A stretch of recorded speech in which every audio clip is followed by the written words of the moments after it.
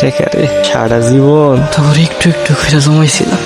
স্বপ্ন ছিল টেকার একটা পাহাড় বানাম, সেই স্বপ্ন আর পূরণ হইল না। আমি মইরা গেলে তো ঘরে যে কেডা কেমনে সিরা সিরা খাইবো তার কোনো নিশ্চয় নেই। সে ভালো তখন নিয়ে যাতে খরচ করি। এই দীপা, কই এদিকে আসো, দেখ তো গলায় কি আনছি, দেখছস? কি রে বাজান, এক ভর্তি করে এত কিছু কি নিয়ে আইছস? কি আর আনবো কন, লুঙ্গি আনছে, আমরা পরনের পর ওগুলা মাঠ দিয়ে বিক্রি করব। আমি সবার লেগে শাড়ি নিয়ে আইছি। আগামী 30 দিন তোমার খুশির লেগে আমার যা করা লাগে আমি সব করবো, আমার টাকা পয়সা সব শেষ করে দেবো লাগে। খালি তোমার মুখে আমি একটু হাসি দেখতেছি। তোমার তো শাড়িতে খুব সুন্দর লাগতেছে। হ্যাঁ মায়া গো, সুন্দর তো শাড়িতে। আজকে দেখলাম সবার লেগা কত কিছু নিয়ে আইছেন।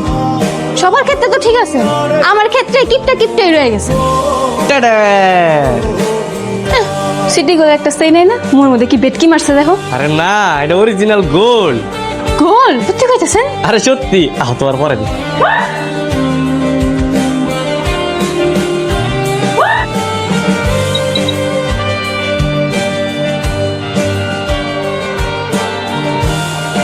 বাইকটা পুরনো হলে কি হয়েছে, বাইকের সাউন্ড কিন্তু ভালো। হ্যাঁ, আপনার লোক কিন্তু মানাইছে। হ্যাঁ তুমি ঠিক কইছো, কিন্তু আমার হাতে তো বেশি দিন সময় নেই। আমি তো মইরা যাবো। বাইসা থাকলে হয়তো বা আর কয়টা দিন বাইকটা চালাইতে পারতাম। কি আর করার, মন খারাপ করেন না। আমার তো 15 দিন আছে, একটা দিন যাইতেছে আর বাইসা থাকার আগ্রহ না আরো বেশি করে বাড়তেছে। তুই তো কয়েকদিন পরে মরে যাবি গা, তখন এই বাইক কেনা চালাইবো? তখন আপনি দিয়ে দি মনে, আপনি এই বাইক দিয়ে বাড়ি বাড়ি ভিক্ষা করেন। হ্যাঁ, সত্যি?